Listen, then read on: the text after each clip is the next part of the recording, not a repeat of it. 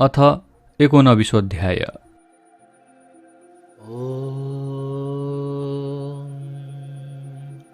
श्रीगणेशाय नमः। यं ब्रह्मा वरुणेन्द्ररुद्रमरुतः स्तुन्वन्ति दिव्यैस्तवैः वेदैः साङ्गपदक्रमोपनिषदैर्गायन्ति यं सामगाः।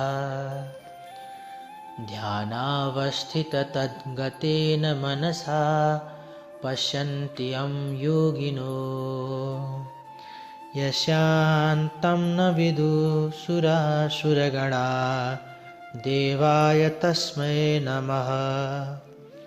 श्रीमच्चन्दनचर्चितोज्ज्वलवपुः शुक्लाम्बरा मल्लिका मालालङ्कृतकुण्डला प्रविलसन्मुक्तावली शोभिता सर्वज्ञाननिदानपुस्तकधरा रुद्राक्षमालाकरा वाग्देवी वदनाम्बुजे वसतु मे त्रैलोक्यमाता चिरम्। मूकं करोति वाचालं पङ्गुं लङ्घयते गिरिं यत्कृपातमहं वन्दे परमानन्दमाधवम्। नमो भगवते तस्मै व्यासायामिततेजसे यस्य प्रसादाद् वक्ष्यामि नारायणकथामिमाम्। नारायणं नमस्कृत्यं नरं चैव नरोत्तमं देवीं सरस्वतीं व्यासं ततो जयमुदीरयेत्। कुमारजी आज्ञा गर्नुहुन्छ, हे अगस्त्य मुनि, तिमी ध्यानपूर्वक सुन। यति पातालका कुरा सुनाए, अब मर्त्यमण्डलको कुरा भन्दछु। पूर्वकालमा मर्त्यमण्डलको हिमालयको दक्षिण भागमा ब्रह्मपुर नामको एउटा नगर थियो। त्यहाँका कर्मिष्ठ ब्राह्मणहरू प्रशस्त सम्पत्ति पाई वेद पुराण आदि शास्त्र अध्ययन गरेर आफ्ना धर्मकर्मले पालन गरेर बसेका थिए। त्यही एउटा शिवभट्ट नामका अत्यन्त दिन दरिद्र ब्राह्मण पनि थिए।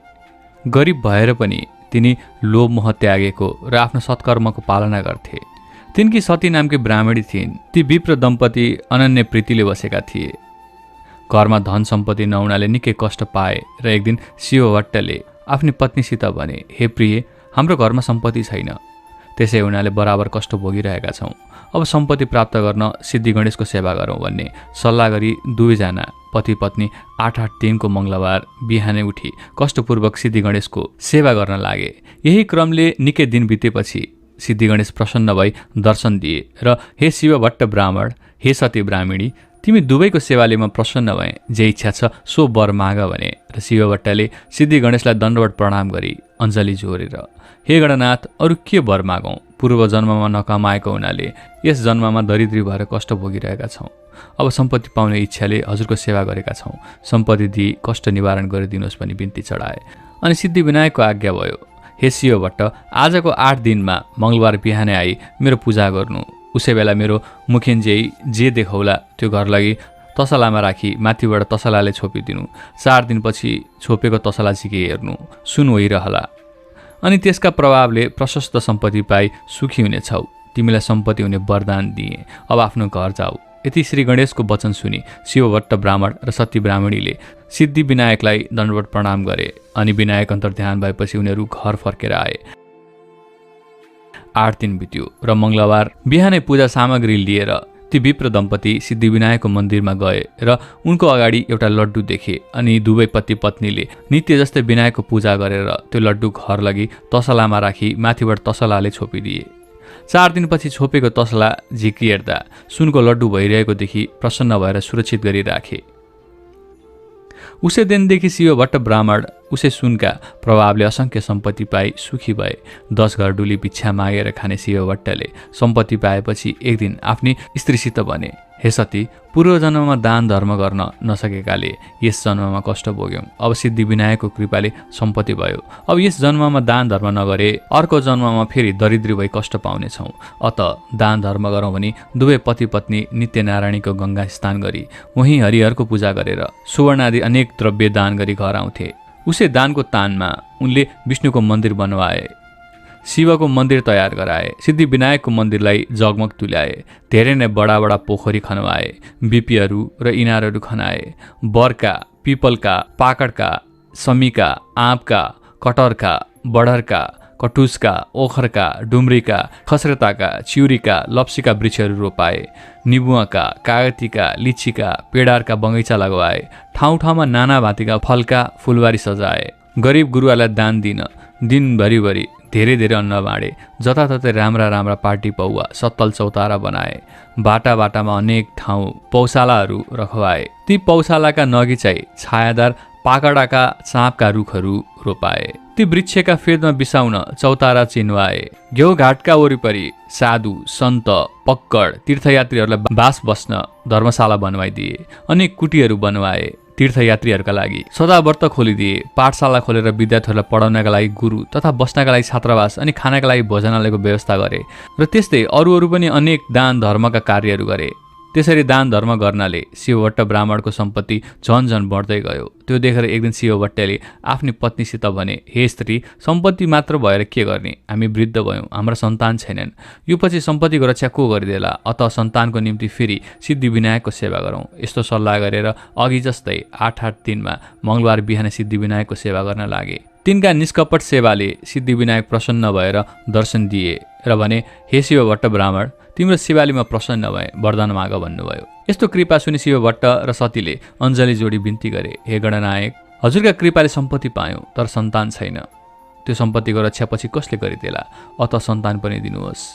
तिनको यस्तो प्रार्थना सुनि सिद्धिविनायकले आज्ञा भयो, हे शिवभट्ट, सन्तान पाउनका लागि तिमीले 3 वर्षसम्म लगालग माघ स्नान गर्नुपर्छ, अनि मात्र तिमीलाई सन्तान दिन सक्छु। मकर राशिमा सूर्य सरेको दिनदेखि त्यस राशिमा सूर्य रहेसम्मको 30 दिनलाई माघ महिना भनिन्छ र 30 दिनमा गरिने नियमपूर्वकको नित्य स्नानलाई नै माघ स्नान या मकर स्नान भन्दछन्। जस्तै प्रत्येक दिन सूर्य उदाउँदा रातभरि चिसिएको वातावरणमा पूर्वतिरबाट आइरहेको सूर्यका ताता किरण मिसिएर उत्पन्न भएको ओसिलो तुवालोले छेकिएर सूर्य रातो देखुन्जेलको चिसो तातो मिसिएको वातावरणीय समय अति पुण्यदायी र स्वास्थ्यवर्धक हुन्छ।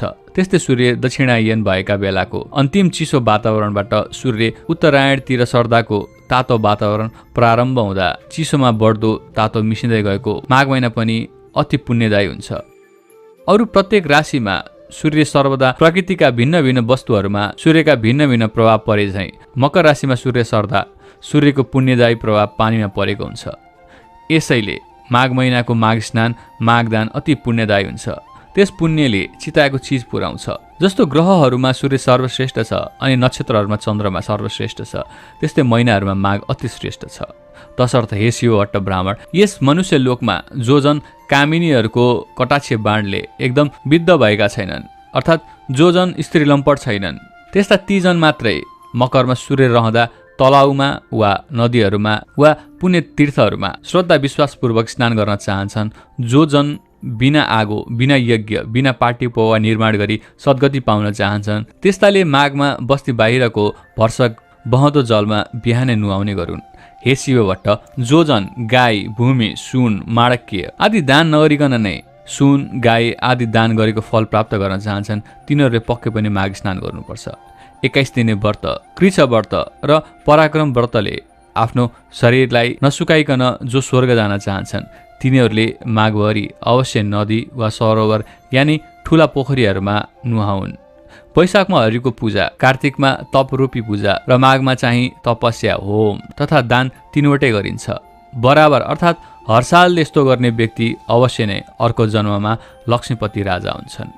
उसलाई कैवल्य धाम प्राप्त गर्ने अर्थात् मुक्ति हुने बुद्धि सुझ्दछ र फेरि मर्त्यलोकमा ओर्लिने हुँदैन। दिव्य दृष्टि हुनेहरूले तन मन वचनले भगवानको सेवा गर्नु भनी बताइएको छ। हे शिवभट्ट, यो भन्दा कता हो कता बेसी पुण्यदायी माघमा गरिएको तप, दान, स्नान हुन्छ। इच्छा सिद्धिका लागि वा सन्तान प्राप्तिका लागि वा हरिको दर्शनका लागि वा कुनै कामना यानि चाहनाको लागि काय शुद्धि गरेको व्रती भएर नुहाउनेले ती 4 प्रकारको फल पाउँछ। अदितिले माघभरि खाँदै नखाई 12 वर्षसम्म माघ स्नान गरिन्। त्यसै उनले तीनै लोक झल्काउने सूर्य जस्ता तेजिला 12वटा पुत्र पाइन्। माघ स्नानको प्रभावले नै रोहिणी, सौभागा अर्थात् सौभाग्यवती अनि अरुन्धती, दानशिला तथा सची साततले महलमा रूपराशीले झकिझकाउ भएर रहेकी छिन्। उसले मकरमा सूर्य रहँदा नदी वा तलाउमा स्नान गर्ने गरेको छ। तिनीहरू यस संसारमा सफा स्वच्छताको शोभाले भरिएकी सुन्दरी सुन्दरी नर्तकीहरू आँगनमा नाचिएकी दियाका तातीले झझल्कार सुन्दर स्त्रीहरूले खचिखचाउ भएको गीत बाजाको स्वरध्वनि भइरहेको मङ्गल कार्यहरूको विधि विधानले शोभिएको वेदका ध्वनिले पवित्र पारिएको विद्वान ब्राह्मणहरू विराजिएको देवताहरूको पूजाले आनन्ददायक तथा सधैँ पाहुनाको लर्को लागिरहने घरमा प्रसन्नतापूर्वक बस्न पाउँछन्। प्यारो वस्तुको त्याग र नियमको पालना गरेर जसले माघ महिनामा प्रशस्त दान दिएको छ, जसले मुरारी भगवानको पूजा गरेको छ, त्यो जन अति उत्तम अति श्रेष्ठ हो। माघ महिना सत्कर्मीलाई सधैँ धर्म दिन्छ र उसको पाप पखाल्छ।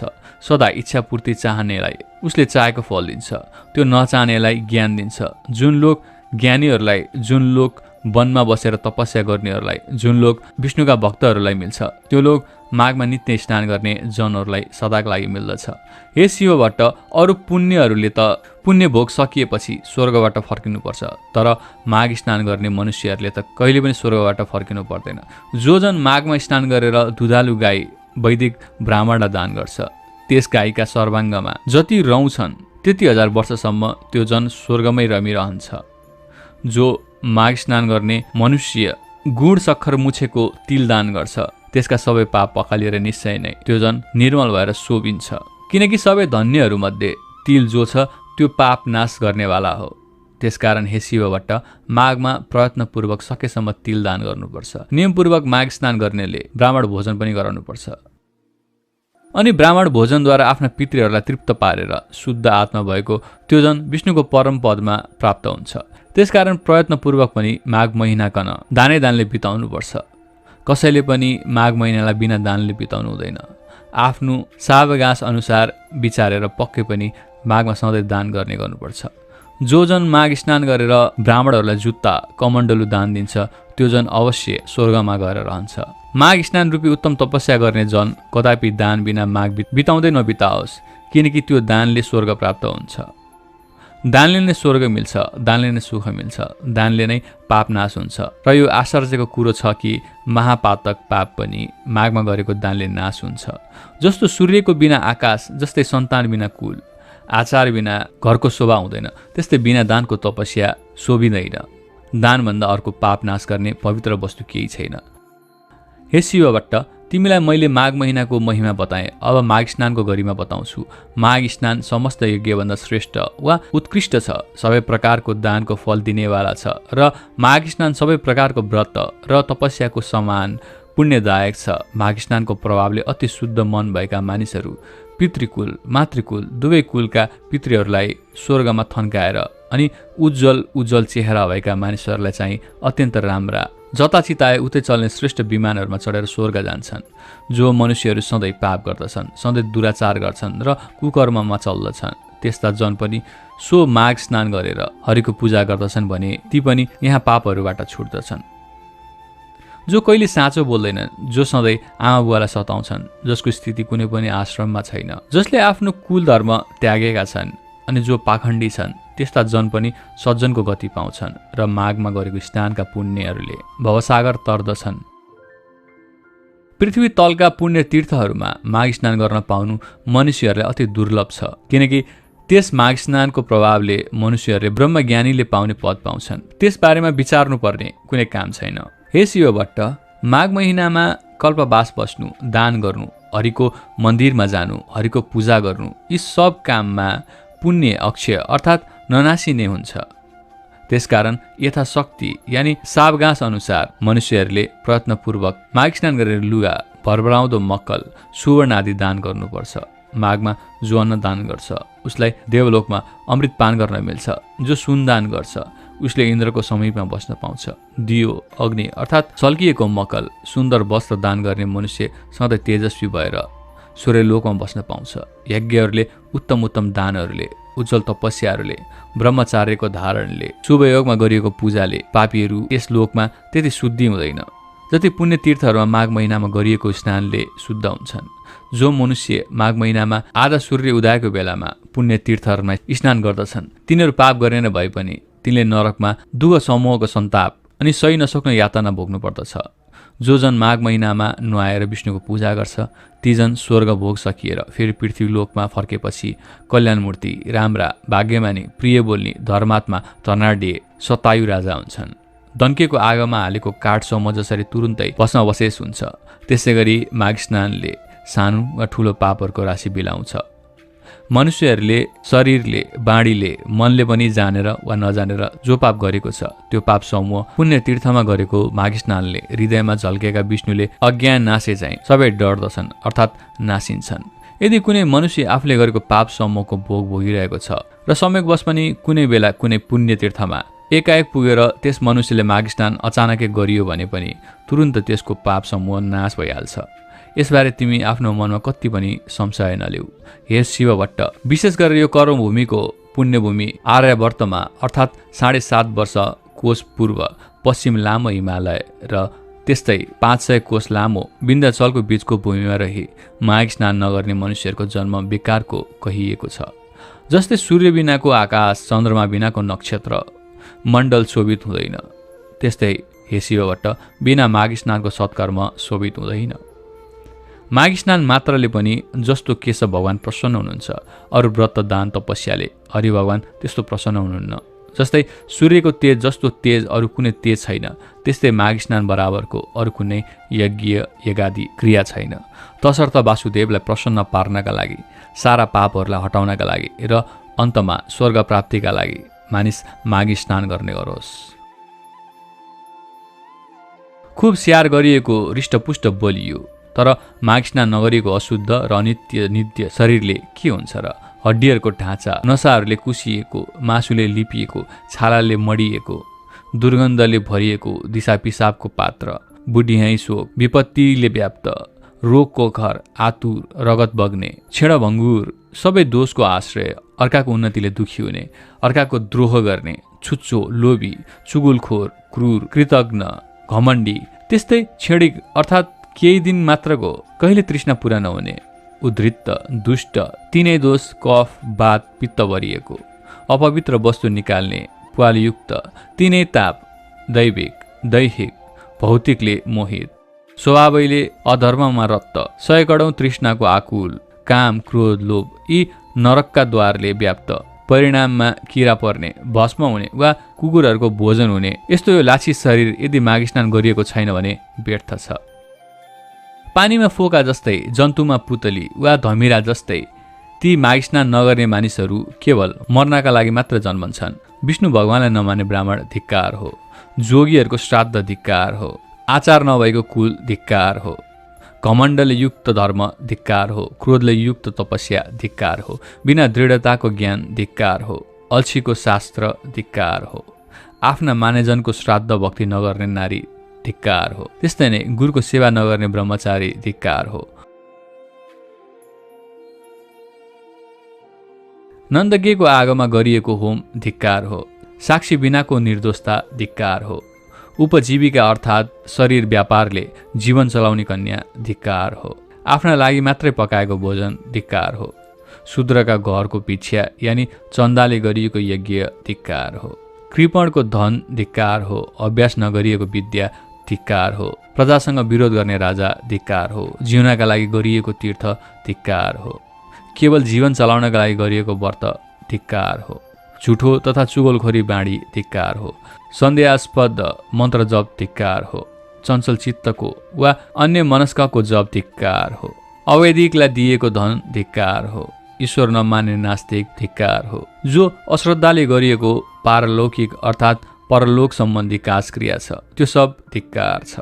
हे शिवभट्ट, जस्तै यस मृत्युलोकमा दरिद्र मनुष्यहरूको जन्म धिक्कार छ त्यस्तै नै अरू मनुष्यहरूको पनि माघ स्नान बिनाको जन्म धिक्कार छ। जो जन मकरमा सूर्य नउदाउँदै भोरैमा स्नान गर्दैन त्यो जन पापबाट कसरी छुट्ला र कसरी स्वर्ग जाला? ज्यान मारा, सुन चोरुवा, झाड रक्सी धोकुवा, गुरुको अनादर गरुवा अनि 5औं त्यस्तैको सङ्गत गरुवा जस्ता पापीले पनि प्रत्येक माघमा दिनौं मकर स्नान गर्ने गर्नाले ऊ पापरहित हुन्छ। माघ महिनामा सूर्य केही उदाएपछि जो जन पानीमा डुबुल्की मार्छन् ती चाहे जस्ता सुकै महापतित हुन् त्यस्तालाई पनि माघ स्नानले पवित्र पार्छ। अरू सारा छिटपुट पापहरू र ठुल्ठुला महापातक अर्थात् ठुल्ठुला पाप पनि यी सबै नै माघ स्नान गर्ने मनुष्यका भस्मीभूत हुन्छन्। माघ महिना आउन लागेको बेलामा सारा पापहरू थरथर काम्न थाल्छन्। यदि कसैले बहँदो पानीमा माघ स्नान गर्यो भने तब उसका सारा पापहरू नासिन्छन्। हामी उसका शरीरबाट बाहिरिन्छौँ अनि हामीहरू कहाँ बस्ने? यो माघ महिना त हाम्रो नाशकाल हो भन् ठानेर माघ महिनामा स्नान गर्न लागेका मान्छेहरू देखेर दुखी हुन्छन्। माघ स्नानले पाप खारिएका उत्तम मनुष्यहरू आगो झैँ चकिन्छन्।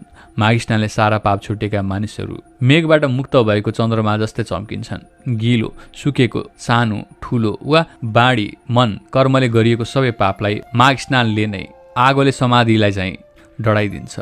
जो पाप देखा जाला भनेर प्रमादवश गरिएको छ र जो पाप जानेर वा नजानिकन गरिएको छ ती सब पापहरू मकरमा सूर्य रहेको बेलामा गरेको माघ स्नानले नै नासिन्छन्। माघ स्नानले निष्पापीहरू स्वर्ग जान्छन्, पापीहरू पाप खारिएर पापरहितका पवित्र हुन्छन्। हे शिवभट्ट, माघ स्नानका प्रभावले यी सब कुरा हुनमा कुनै सन्देह छैन। जसरी विष्णु भक्तिमा सबैको अधिकार छ उसै गरी माघ स्नान गर्नमा पनि सबैको अधिकार छ। माघ सबैलाई स्वर्ग दिने र सबैको पाप नाश गर्ने बेला हो। यही ठुलो मन्त्र हो र यो नै ठुलो तपस्या हो। यो माघ स्नान नै पाप निखार्ने अति उत्तम ठुलो प्रायश्चित हो। मनुष्यहरूको जन्म जन्मान्तरको अभ्यासले मात्र माघ स्नानमा श्रद्धा भक्ति हुन्छ। हे शिवभट्ट, जसरी जन्म जन्मान्तरको अभ्यासले मात्र अध्यात्म ज्ञानको प्राप्ति हुन्छ त्यसै गरी संसार रूपी हिलाको लेप पखाल्न निपुण यो श्रेष्ठ माघ स्नान पवित्रहरूलाई पनि अझ पवित्र पार्ने हो। हे शिवभट्ट ब्राह्मण, हिमालयको दक्षिणी पहाड प्रान्तमा रहेको त्यस घेउघाटमा रहेका माघ स्नानहरूले सारा पाप हर्दछ। 7 जन्मदेखि थुप्रिएको पाप र वर्तमान जन्ममा गरिएको भयङ्कर पाप गर्न पनि नाश पारिदिन्छ। मुनिहरू जुन पापको प्रायश्चितै छैन भन्छन् त्यस्तो पाप पनि पुण्य तीर्थहरूमा गरिएको माघ स्नानले नाश हुन्छ। जो जन श्रद्धाले मानसरोवरमा माघभरि बसी त्रिकाल स्नान गर्छ त्यो जन त मुक्त नै हुन्छ। अक्षोदमा माघभरि स्नान गर्नाले इन्द्रलोक प्राप्त हुन्छ। बदरिकाश्रममा माघभरि स्नान गर्नाले निष्पाप हुन्छ। नर्मदामा माघभरि नुहाउनाले सकल पाप नाश हुन्छ। दुःख नाश हुन्छ। चिताको फल पाइन्छ। मरेपछि शिवलोकको बास पाइन्छ। यमुनामा माघभरि स्नान गर्नाले सारा पाप नासी सूर्यलोक प्राप्त हुन्छ। सरस्वतीमा माघभरि नुहायो भने सारा पाप नासिएर मरेपछि ब्रह्मलोकको बास पाउँछ। विशालामा माघभरि स्नान गर्नाले चिताएको कुरो प्रशस्त पाइन्छ र त्यस स्नानले पापरूपी दाउराको खिलियोलाई डडेलोला जङ्गललाई चाहिँ भस्मीभूत पार्छ र गर्भवासको ओहोरो दोहोरोको फोहोरोलाई पनि समाप्त पारेर मुक्ति नै दिलाउँछ। गङ्गाजीमा गरिएको माघ स्नानले विष्णुलोक मिल्छ अथवा धेरै वर्षसम्म स्नान गरिरहे मुक्ति नै पनि मिल्छ भनिएको छ।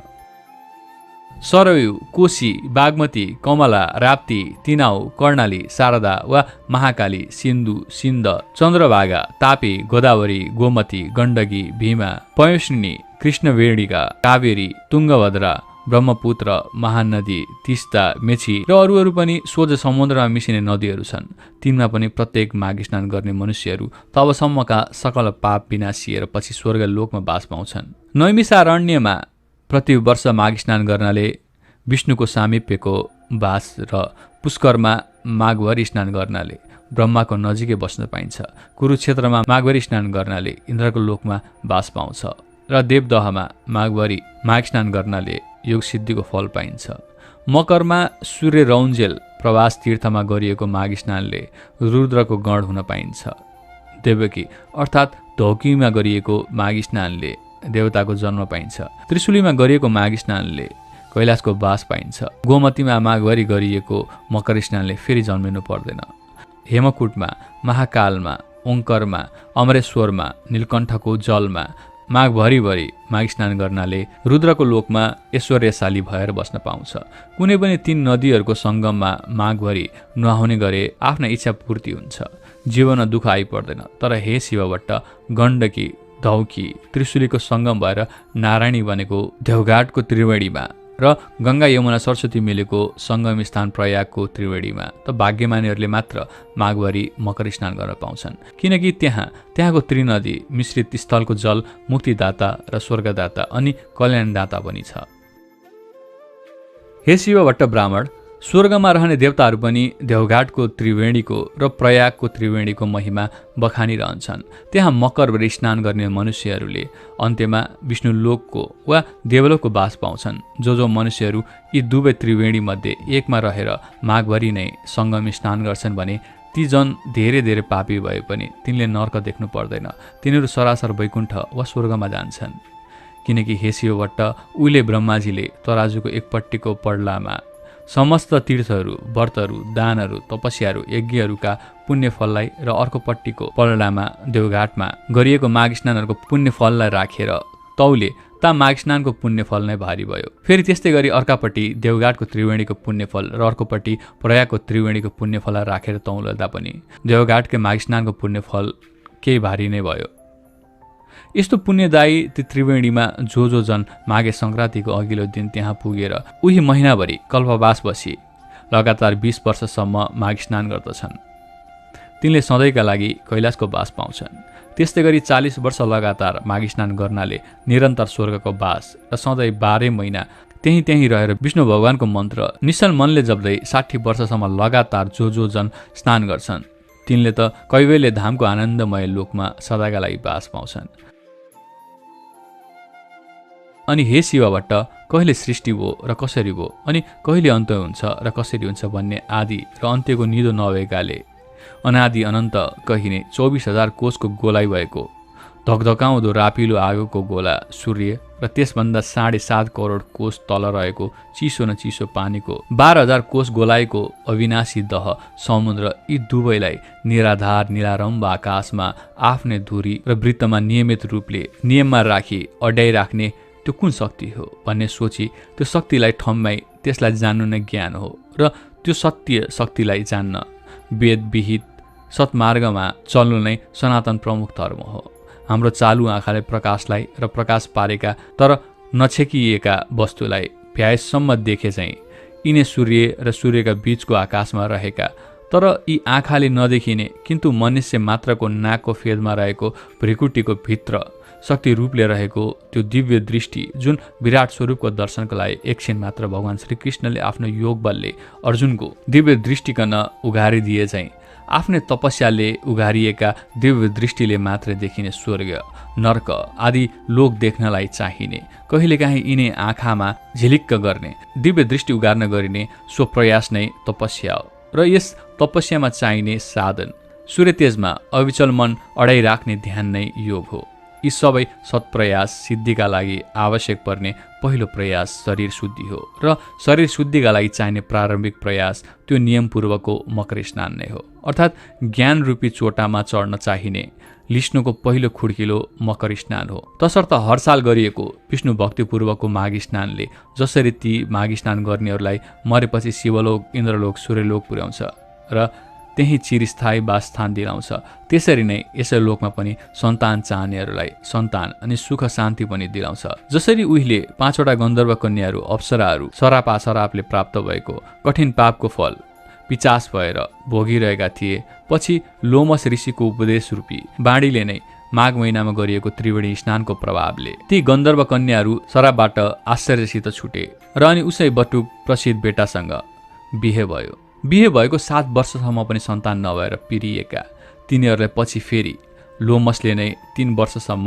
3 छाडे दह अक्षोदमा लगालग नियमपूर्वक मकर स्नान गराए। तब तिनीहरूले ती 3 वर्ष बिराएर ग्यालग्याल्ती छोराहरू पाएका थिए। यो आश्चर्य लाग्दो कथा पनि सन्तान चाहने तिमीलाई अर्को मङ्गलबारमा सुनाइदिनेछु।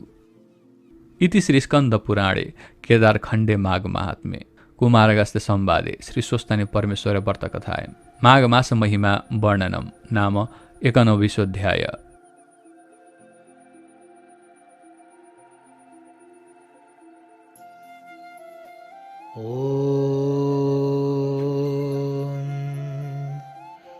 उपनयतु मङ्गलं वः सकलजगन्मङ्गलालयः श्रीमान् दिनकरकिरणनबोधितनवनलिनदलनिवेक्षणः कृष्णः काले वर्षतु पर्जन्यः पृथिवी सस्यशालिनी देशोऽस्यं क्षोभरहितो ब्रह्मणाः सन्तु निर्भयाः अपुत्राः पुत्रिणः सन्तु पुत्रिणः सन्तु पौत्रिणः निर्धना सदनः सन्तु जीवन्तु शरदां शतम् तत्रैव गङ्गा यमुना च तत्र गोदावरी सिन्धु सरस्वती च तीर्थानि सर्वाणि वसन्ति तत्र यत्राच्युतोदारकथा प्रसङ्गः या